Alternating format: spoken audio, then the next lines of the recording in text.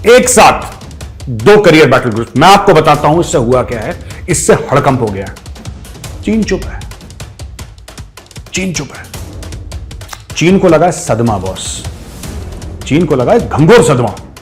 নমস্কার, আপনাদের সবাইকে স্বাগত। ভারত এমন কাজ করে ফেলেছে যা দেখে চীন ও পাকিস্তান কেঁপে গেছে। ভারত একসাথে দুটি এয়ারক্রাফট ক্যারিয়ার সহ যুদ্ধজাহাজ, বিমান সব পাঠিয়ে দিয়েছে সমুদ্রে। এই বিষয়ে ভারতীয় মেজর গৌরব আরিয়া কি বলেছেন শুনুন। इंडियन नेवी ने कमाल कर दिया है। आईएनएस विक्रमादित्य और आईएनएस विक्रांत, दो कैरियर बैटल ग्रुप्स यानी कि सीबीजीज को उन्होंने अरेबियन सी में डाल दिया। एक साथ दो करियर बैटल ग्रुप। मैं आपको बताता हूं इससे हुआ क्या है, इससे हड़कंप हो गया। चीन और पाकिस्तान के माथे पे पसीने छूटने लगे। और क्या हुआ है यह मैं बाद में बताऊंगा, पहले मैं आपको कॉन्सेप्ट समझा दूं आसान भाषा में कि इंडियन नेवी ने दोस्तों करा क्या है और क्यों करा है। सबसे पहली बात, जब एयरक्राफ्ट कैरियर चलता है, विक्रमादित्य हो, विक्रांत हो, जब ये चलते हैं तो अकेले नहीं चलते।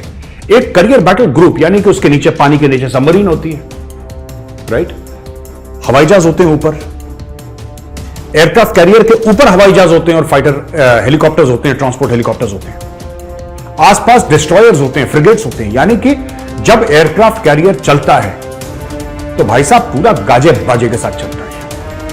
एयरक्राफ्ट कैरियर को फ्लोटिंग सिटी भी लोग कहते हैं। यह अपने आप में एक फ्लोटिंग एयरफील्ड है, यह अपने आप में एक लड़ाई का, एक युद्ध का, एक अपने आप में एक पूरा सा प्रोग्राम है। और भारत ने दो ऐसे प्रोग्राम लॉन्च कर दिए। क्या हुआ, अरेबियन सी में करा इसको। अब कमांडर विवेक मडवाल हैं, स्पोक्स पर्सन इंडियन नेवी, वो क्या कह रहे हैं मैं आपको थोड़ी देर में बताऊंगा, लेकिन सबसे पहले मैं आपको यह बता दूं कि इसका कारण क्या है। पाकिस्तान अलग से उछल रहा है, अरे साहब यहां पे तो हमारा दुश्मनी भारत है और भारत के साथ ही हमारी दुश्मनी है, वरना भारत किसको लेके करता। सोचिए किसको लेके करता भारत। क्या भारत ने ये ईरान को डराने के लिए करा है? नहीं, ईरान के साथ तो उसके रिश्ते बड़े अच्छे हैं। क्या भारत ने ओमान को डराने के लिए करा है? नहीं, ओमान के साथ भी उसके रिश्ते अच्छे हैं। फिर और गल्फ कंट्रीज को डराने के लिए करा है? बिल्कुल नहीं, सबके साथ रिश्ते अच्छे हैं। हमारे साथ तो रिश्ते खराब हैं। इसीलिए भारत ने पाकिस्तान के खिलाफ एक्सरसाइज करी है, पाकिस्तान को जताने के लिए कि भाई औकात में रहो अपनी, हम तुम्हारे खिलाफ ये कर सकते हैं। लेकिन यह बात गलत है, यह बात बिल्कुल पाकिस्तान की गलत है। ऐसा हुआ नहीं है, भारत को पाकिस्तान से कोई लेना देना नहीं है। पाकिस्तान वैसे ही लूला लंगड़ा, यार कमर टूटी, रीढ़ की हड्डी उसकी टूटी, व्हील चेयर में बैठा एक बंदा, क्या लड़ोगे उससे और क्यों लड़ना चाहोगे। यह है चीन के खिलाफ। अच्छा, आप भी सोच रहे होंगे कि साहब अरेबियन सी तो इधर है, चीन उधर है, इसका चीन से क्या लेना देना है। देखिए साहब, ये जो डिप्लॉयमेंट हुआ है इस वक्त, ये जो एक्सरसाइज हुई है अरेबियन सी में, ये पावर प्रोजेक्शन है। पावर प्रोजेक्शन क्या होता है, जब आप दुश्मन मुल्कों को और दोस्त मुल्कों को दोनों को यह बताते हैं कि ये हमारी कैपेबिलिटीज हैं, हम ये कर सकते हैं। ये भारत ने करके दिखाया है। अब इस सवाल का जवाब कि भाई साहब चीन तो कहीं और है, चीन आपके ईस्ट में है, आप वेस्ट में क्या गेम खेल रहे हैं। वेस्ट में ये गेम खेल रहे हैं साहब कि at a time Indian Ocean region में, जिसको आईओआर कहते हैं, आप कभी भी इंडियन नेवी वालों से बात करिए, they talk about IOR, Indian Ocean region, उनकी लैंग्वेज में ही आईओआर निकलता है। आईओआर और खासतौर से अरेबियन सी का जो एरिया है, उस पूरे एरिया में 8 से लेकर 10 जहाज चाइना के घूमते रहते हैं। और कहीं ना कहीं यह प्रेशर डालना चाइना के ऊपर जरूरी है कि हमारे पास भी कैपेबिलिटी है। ये पाकिस्तानी फ्री में उछल रहे हैं, जैसे पॉपकॉर्न को आपने देखा है, वो नहीं रेडी में वो उसके बड़े से कढ़ाई के अंदर रेत डाल के फिर वो कॉर्न डालता है, वो पॉपकॉर्न बन के उछलता हवा में। ये पाकिस्तानी उछल रहे हैं। पाकिस्तान के पास ढंग की 4 फिशिंग बोट नहीं है यार। ये क्यों उछल रहे हैं कि हमारे खिलाफ, हमें पाकिस्तान के खिलाफ करने की जरूरत नहीं। ये जो एक्सरसाइज है ये चाइना को बताने के लिए, ये भाई साहब ऐसा है, बी वेल प्रिपेयर्ड, हम लोग आ रहे हैं वहां पे और ये एरिया हमारा है, ये हमारे घर का बरामदा है एक किस्म से, ये हमारे घर का बैक एरिया है और हम यहां पे आपके पैर नहीं जमने देंगे। तो जो दुश्मन है, क्या पाकिस्तान के लिए मैसेजिंग है? बिल्कुल मैसेजिंग है, क्योंकि पाकिस्तान के पास गवादर पोर्ट है और वहां पे चाइनीज शिप्स आके डॉक करते हैं। तो क्या ये पाकिस्तान के लिए मैसेजिंग है? 100% मैसेजिंग है, लेकिन ये पाकिस्तान के खिलाफ नहीं है। ये खिलाफ नहीं है पाकिस्तान के, क्योंकि पाकिस्तान के पास नेवी है ही नहीं, ना के बराबर नेवी है पाकिस्तान की। If the ships can float, I will be surprised, forget about fighting. ठीक है, हैविंग सेड दैट, पाकिस्तान को पैसे मिल रहे हैं चाइना से अपनी नेवी डेवलप करने के लिए। किसके खिलाफ? इंडिया के खिलाफ। अब वही लॉजिक पाकिस्तान का, let's turn it on its head. दूसरी तरफ देखो भाई, पाकिस्तान अगर अपनी नेवी मजबूत कर रहा है तो किसके खिलाफ कर रहा है? क्या पाकिस्तान के श्रीलंका से पंगे हैं? ना। ओमान से पंगे हैं? ना। गल्फ स्टेट से पंगे हैं? ना। ईरान से पंगे हैं? ना। फिर किसके लिए कर रहा है? इंडिया। तो इंडिया ने कर दिया तो मुसीबत हो रही है। ठीक है। अब पाकिस्तान में एक और र्यूमर है, मैं वापस आऊंगा कि हम दोस्त मुल्कों को और हम क्या पैगाम दे रहे हैं इसके अलावा, लेकिन मैं आपको एक बात बताना चाहता हूं कि पाकिस्तान में यह भी डिस्कशन हो रहा है कि साहब 2024 में इलेक्शन है और नरेंद्र मोदी यह कहना चाहते हैं कि देखो ध्यान रखना एक चीज का, मैं पाकिस्तान को टाइट कर सकता हूं इसलिए तुम मुझे वोट दो। यार देखो सुनो, ये सब बचकानी बातें हैं, ये इमेच्योर बातें हैं। This is immature strategic thinking of Pakistan. ये स्ट्रेटेजिक थिंकिंग कहना भी इसको बहुत बड़ा गुनाह अजीम है। ये स्ट्रेटेजिक थिंकिंग नहीं है, टैक्टिकल से भी नीचे है। ये this is not even operational, this is not even tactical, ये कुछ और ही है। ये फर्श के नीचे वाली थिंकिंग है। मोदी को चुनाव जीतने के लिए एयरक्राफ्ट कैरियर लगाने की जरूरत नहीं, पहली चीज। और दूसरी चीज, ठीक है, कभी मक्खी को हथौड़े से नहीं मारा जाता। अगर दिखाना ही है पब्लिक को, सो मलाका स्ट्रेट में जाके ऐसे खड़े होंगे हमारे एयरक्राफ्ट कैरियर, वो होगा शो। मलाका स्ट्रेट में जाके खड़े हो गए विक्रमादित्य और विक्रांत, पूरा कैरियर ग्रुप खड़ा हो गया वहां पे, that will be a show. ये तो इसका मामला अलग है। दिस इज स्ट्रेटेजिक पोजीशनिंग, जो भारत दुनिया को दिखा रहा है, अपने दोस्तों को दिखा रहा है कि चिंता मत करो हम तुम्हारे साथ हैं, तुम्हें कोई खतरा होगा भारत वहां पे है। ये पोजीशनिंग है, ये बोला नहीं जाता, ये करके दिखाया जाता है। और पूरी दुनिया की नजर हमारे 2 कैरियर बैटल ग्रुप्स पे है कि ये भारत की कैपेबिलिटी है। भारत ने वहां पे लगा, देखिए हाथ कंगन को फारसी क्या और पढ़े लिखे को फारसी क्या, भारत ने वहां पे खड़ा कर दिया। अब बताओ, चीन चुप है, चीन चुप है।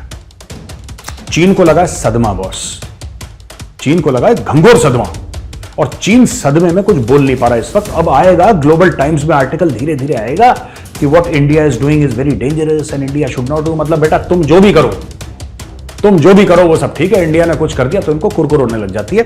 बात यह है कि अरेबियन सी में भी Chinese assets are now under threat. मैंने ग्वादर की बात बताई थी ना आपको, ग्वादर में पाकिस्तानियों का काम क्या है? पाकिस्तानी तो सिर्फ अपनी जमीन दी है। क्या ग्वादर मैनेज करना, ग्वादर जैसा पोर्ट चलाना, उसको इफेक्टिव करना, क्या पाकिस्तान के पास वो सलाहियत है?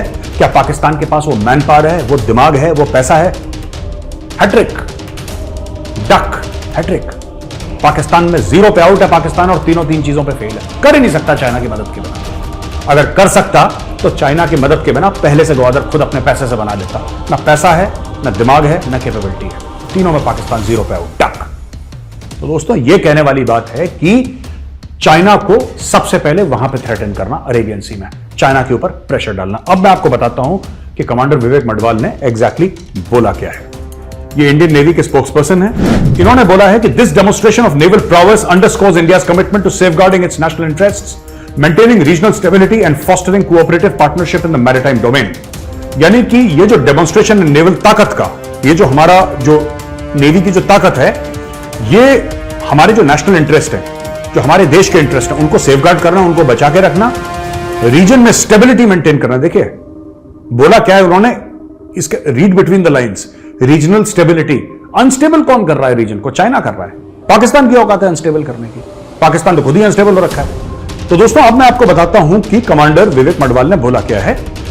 ये एक्चुअली जो डेमोन्स्ट्रेशन नेवल प्रॉवस है कि भारत क्या कर सकता है, राइट? भारत क्या कर सकता है, और इसके अलावा रीजनल स्टेबिलिटी, रीजन की पूरी स्टेबिलिटी, अरेबियन सी की स्टेबिलिटी है, इंडियन ओशन की स्टेबिलिटी है, इंडियन ओशन रीजन IOR की स्टेबिलिटी, ये भारत इसके लिए कमिटेड है, राइट? अब इसको अनस्टेबल कौन कर रहा है? पाकिस्तान तो कर नहीं रहा क्योंकि पाकिस्तान खुद ही अनस्टेबल है। इसको अनस्टेबल कर रहा है चाइना, ओके? और fostering cooperative partnership in the maritime domain, यानी कि जो हमारे दोस्त हैं उनको यह बताना कि भाई ये भाईचारे की बात है, आप फिक्र मत करिए, हम आपके साथ खड़े हुए हैं। इसके अलावा यह भी बोला, it marks a significant milestone in the Navy's pursuit of enhancing maritime security and power projection in the IOR and beyond। यानी कि इंडियन ओशन रीजन और उसके बाहर भी इंडियन नेवी का जो पावर प्रोजेक्शन है, ये उसके लिए एक बहुत बड़ा कदम है, ये कमांडर विवेक मडवाल ने बोला है। अच्छा, इसमें जो कैरियर बैटल ग्रुप्स थे, इसमें long range strike mission practice करे गए, इसमें इंडियन एयरफोर्स के राफेल भी शामिल थे और सुखोई 30 MKI फाइटर जेट्स भी शामिल थे। और इसके अंदर ये जो चाइना की, अब ये देखें ना चाइना का एंगल कहां पे आता है, इसमें कई सारी चीज सबमरीन वगैरह मैं बता चुका हूं आपको। देखिए चाइना है, चाइना के पास 3 एयरक्राफ्ट कैरियर है अभी, ठीक है, और चाइना बड़े बड़े एयरक्राफ्ट कैरियर बना रहा है और चाइना का ये एम है कि आगे चल के 10 एयरक्राफ्ट कैरियर हो। हम भी अपना बना रहे हैं तीसरा, that is in the works. तो चाइना और भारत के बीच में एक रेस लग रही है, इसमें पाकिस्तान फालतू में बेगानी शादी अब्दुल्ला दीवाना, हाय हाय हम जीत गए, मैं तो जीत गई, ये पाकिस्तान नाचा है बीच में। लेकिन let me tell you, it's a very very serious matter.